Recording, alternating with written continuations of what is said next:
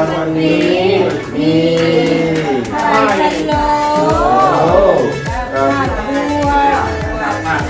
ผลไม้แอปเปิ้ล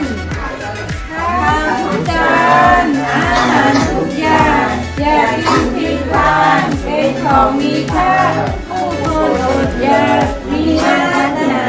สงสารบรรดาเด็กตาดำๆขอบคุณค่ะคุณครู ว่าพร้อมๆกันได้พร้อมกันอยู่ไว้